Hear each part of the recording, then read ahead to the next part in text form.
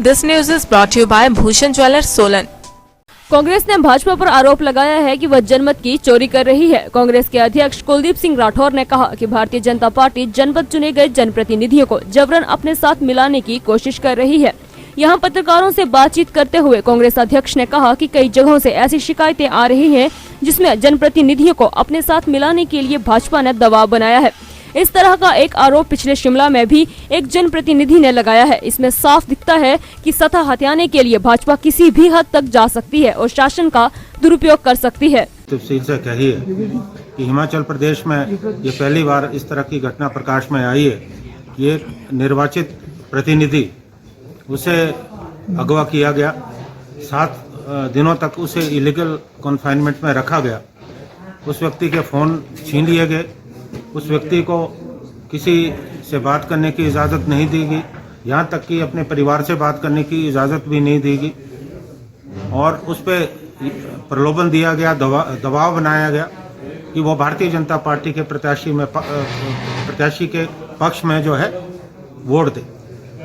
ये तो एक केस है, यहाँ कई अनेकों इस तरह के केस जो है हिमाचल प्रदेश में हो रहे हैं और मैं तो बार बार आप लोगों के सम्मुख ये बात करता आया हूँ कि हिमाचल प्रदेश में इस वक्त एक डर और आतंक का माहौल बनाया जा रहा है क्योंकि भारतीय जनता पार्टी इन चुनावों को चोर दरवाजे से प्रभावित करने का प्रयास कर रही है।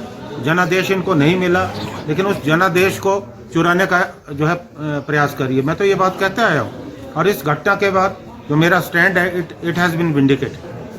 एफआईआर करेंगे सर, क्या एक्शन रहेगी? देखिए, हम कंप्लेंट करेंगे इसकी, निश्चित तौर पे हम पार्टी की तरफ से कंप्लेंट करेंगे, लेकिन मुझे ये लगता है क्योंकि एक निर्वाचित प्रतिनिधि ने ये आरोप लगाए और ये मामला मीडिया में भी आया, जो हिमाचल की पुलिस है स्वतः संज्ञान लेना चाहिए और एफआईआर खुद लॉन्च करनी चाहिए।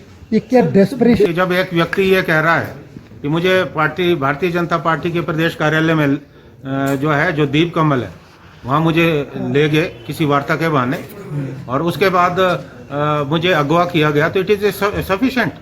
अब ये कोई बहस का विषय थोड़ी नहीं, जब व्यक्ति ने स्पष्ट तौर पे कहा, बाकी पुलिस जांच करे, जांच में जो बात सामने आएगी स्पष्ट रूप से पता लगेगा। देखिए, मैं पहले भी कहता आया हूँ कि इन्होंने दर्जनों जगह पे हेरा फेरी करके दबाव बना के जो है अपनी नगर परिषद पे और अपनी जो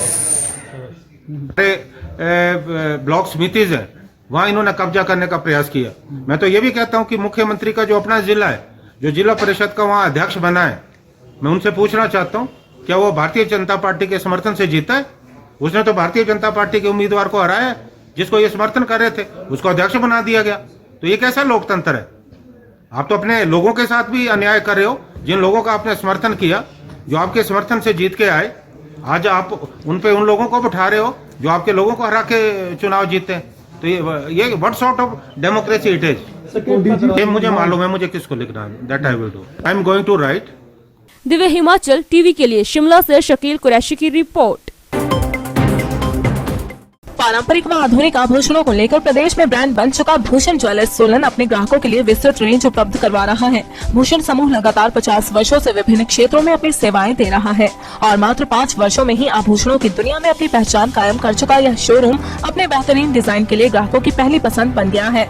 आभूषण चाहे सोने के हो या फिर हीरे व चांदी के, इनके डिजाइन का कोई सानी नहीं है। वैरायटी, विश्वसनीयता और ग्राहकों की उम्मीदों पर खरा उतरने का संकल्प लिए यह ब्रांड निरंतर सफलता के नए आयाम स्थापित कर रहा है। भूषण ज्वेलर्स के एमडी विनय गुप्ता का कहना है कि न्यू वैरायटी, न्यूनतम मेकिंग चार्जेस, ढेरों उपहार व शोरूम में अपनेपन का एहसास हमें अन्य ब्रांड से जुदा करता है।